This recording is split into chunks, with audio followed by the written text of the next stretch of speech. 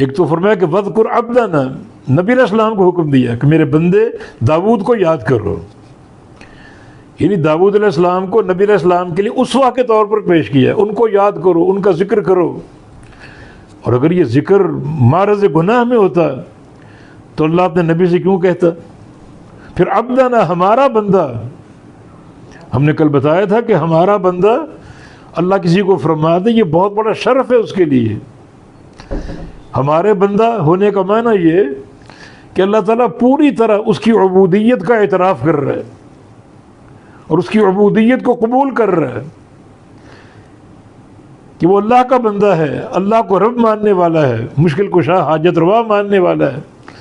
تو عبدنا بھی ان کی تعریف اور توصیف ہے، اور ذل عید قوت والا، اور قوت کی ہم نے تفسیر میں کئی چیزیں بتائیں، بدن کی قوت، ذکر کی قوت، اور بادشاہت اور حکومت کی قوت، اور قرآن نے بھی ذکر کی ہیں۔ اور آگے انہ اواب، مبالغے کا سیکھا کہ بہت رجوع کرنے والا بندہ ہے وہ، یہ بھی تعریف ہے۔ انا سخرنا الجبال معه، ہم نے پہاڑ ان کے مسخر کر دیے کہ جب اللہ کا ذکر کرتے پہاڑ سے بھی ذکر کی آواز آتی۔ یہ ساری باتیں ان کے فضائل اور مناقب کا حصہ ہیں۔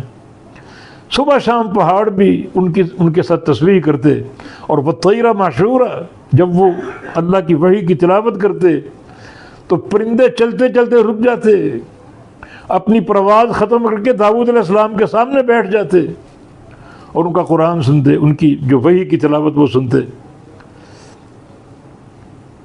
وشددنا ملک، یہ بھی ان کی تعریف اور توصیف، ہم نے ان کی بادشاہت کو، حکومت کو مضبوط کیا۔